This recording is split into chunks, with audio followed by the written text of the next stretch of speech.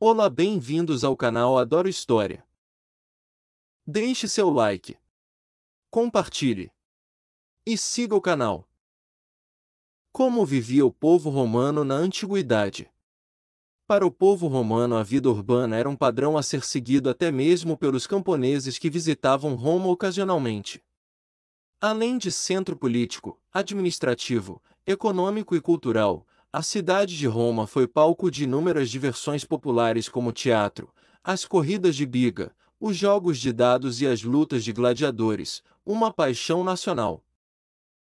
As habitações da maioria dos romanos eram simples. A população mais pobre vivia em pequenos apartamentos, em edifícios de até 6 andares, que apresentavam riscos de desabamento e incêndio. Apenas uma minoria vivia em casas amplas e confortáveis, com água canalizada, rede de esgoto, iluminação por candelabros, sala de banhos e luxuosa decoração interior. A infância em Roma. Assim como na Grécia, a educação dos romanos variava de acordo com a classe social e o sexo. Os meninos das classes privilegiadas aprendiam a ler e a escrever em latim e grego com seus preceptores, isto é, com professores particulares. Além disso, deviam ter conhecimentos de agricultura, astronomia, religião, geografia, matemática e arquitetura. Em relação aos meninos das classes menos abastadas, isso mudava de figura. A maioria, que não podia dispor de tempo integral para os estudos, dedicava-se ao trabalho agrícola ou artesanal. O abandono de crianças, tão comum nos dias de hoje, também existia na Roma antiga, e as causas eram variadas. Abandonados, meninos e meninas estavam destinados à prostituição ou à vida de gladiadores, treinados para enfrentar leões, tigres e outros animais perigosos. Outros ainda se tornavam servos. Ricos e pobres abandonavam os filhos na Roma antiga. As causas eram variadas, enjeitavam-se ou afogavam-se as crianças mal formadas, os pobres, por não terem condições de criar os filhos, expunham-nos, esperando que um benfeitor recolhesse o infeliz bebê, os ricos, ou porque tinham dúvidas sobre a fidelidade de suas esposas ou porque já teriam tomado decisões sobre a distribuição de seus bens entre os herdeiros já existentes. Importante assinalar que, na antiguidade, grega e romana, o infanticídio era praticado. A legislação da Roma Imperial tentou condenar essa prática, e o imperador Constantino, desde 315, reconhecendo a importância do fator econômico na prática do abandono por pais extremamente pobres, procurou fazer funcionar um sistema de assistência aos pais, para evitar que vendessem ou expusessem seus filhos. Depois de 318, o infanticídio passou a ser punido com a morte. Os trabalhadores de Roma. Em Roma, como nas demais cidades do Império, existiam diferentes tipos de trabalhadores, como carpinteiros, marceneiros, cesteiros, ceramistas, caldeireiros. Toda a produção desses trabalhadores era vendida nas lojas das cidades. É preciso lembrar que grande parte do trabalho na cidade era executada por escravos. Em sua maioria prisioneiros de guerra, eram eles os responsáveis por qualquer tipo de trabalho, desde os artesanais até os domésticos. O papel das mulheres. As mulheres, independentemente da classe social a que pertenciam, eram educadas primeiramente para ser esposas e mães. Era responsabilidade das mulheres mais abastadas a administração de suas casas, dos escravos e a criação dos filhos. Em hipótese alguma poderiam participar das decisões políticas. Além disso, deveriam ensinar às suas filhas a arte de fiar, tecer e preparar a comida. As mulheres de classes menos favorecidas podiam trabalhar ao lado de seus maridos ou administrar seu próprio negócio, quando solteiras. Existia ainda um grupo de mulheres virgens que dedicava toda a vida a zelar pela chama sagrada de Vesta, deusa do fogo. As Vestais, como eram chamadas, deixavam suas famílias entre os 6 e os 10 anos para passar aproximadamente 30 anos vivendo ao lado do templo, sem que pudessem casar. Diferentemente de outras mulheres, As vestais não tinham de obedecer aos pais ou maridos, possuíam o direito de se sentar nos melhores lugares nas lutas de gladiadores e eram tratadas com respeito pelo sexo oposto. A vida conjugal.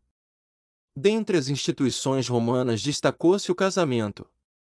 Em Roma, com apenas 12 anos as meninas se casavam por intermédio de arranjos familiares, isto é, os pais escolhiam os maridos para as filhas.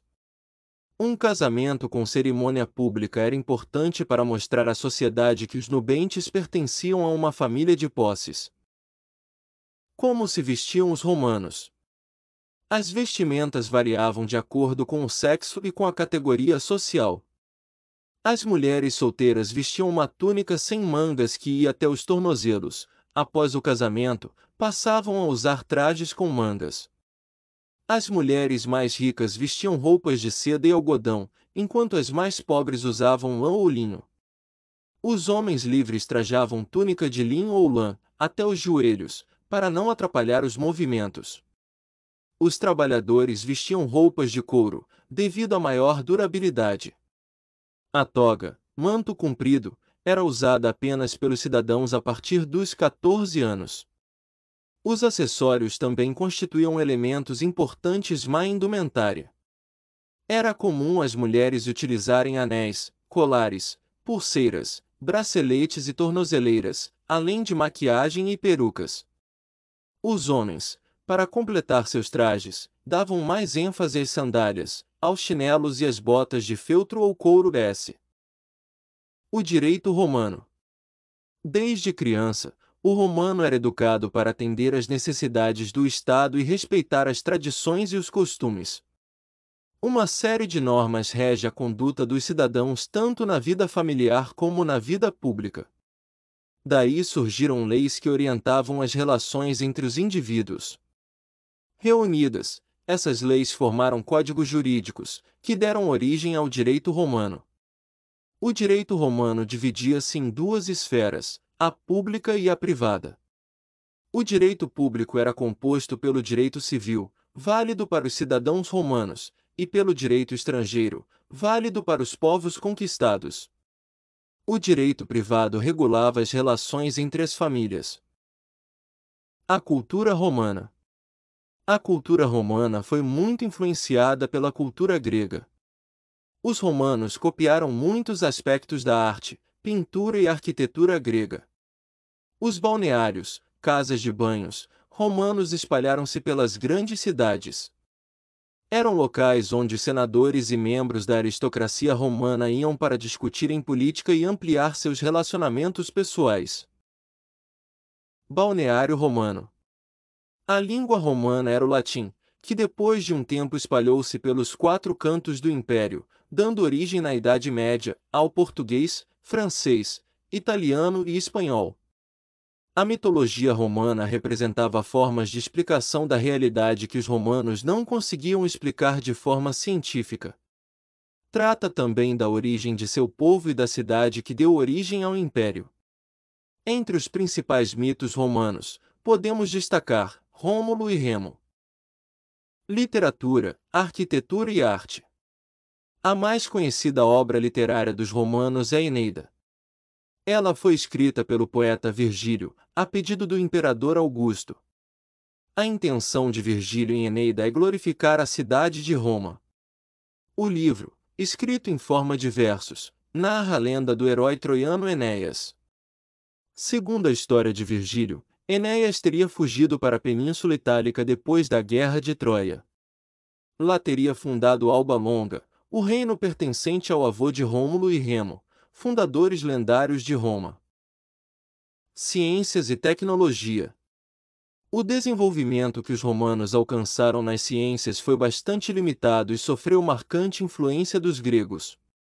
A medicina somente passou a ter um caráter científico depois que os primeiros médicos gregos se estabeleceram em Roma.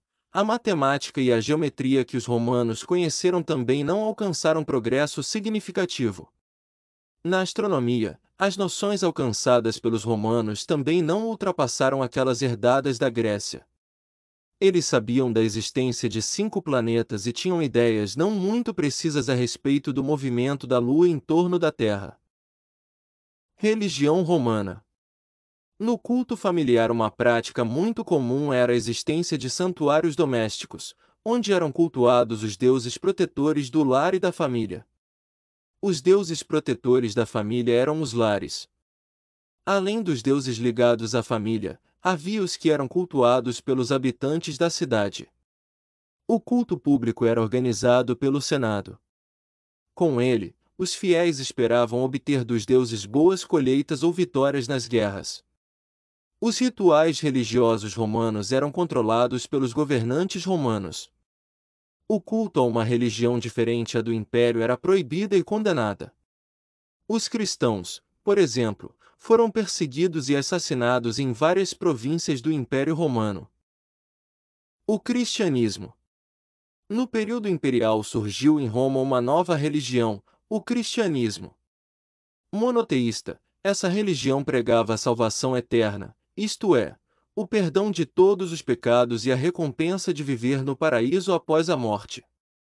Seu Deus era um só, Deus, e Jesus Cristo, seu Filho, era o Messias que tinha sido enviado à Terra para difundir seus ensinamentos. O exército romano. As conquistas do Império Romano tiveram-se principalmente a firmeza e a disciplina de seus exércitos. A maior unidade de exército era a legião, que contava com 4.800 soldados cada uma. No apogeu do Império, a paz romana era defendida por 30 legiões, ou seja, 144.000 soldados. Os legionários eram muito hábeis na construção de pontes flutuantes para atravessar os rios. Essas pontes e a capacidade de manter um ritmo de marcha de mais ou menos 32 km por dia permitiam que as legiões se movimentassem muito depressa. O legionário protegia-se com um capacete e uma couraça. As pernas e os joelhos também tinham proteção. No braço esquerdo usava um escudo de madeira coberto de couro. Nos pés calçava sandálias de couro com pregos de ferro nas solas. As armas ofensivas eram três: o pilo, tipo de lança com cerca de 2 metros, o gládio, espada curta de lâmina pontiaguda com 2 gumes, e o punhal. Deixe seu like, compartilhe e siga o canal.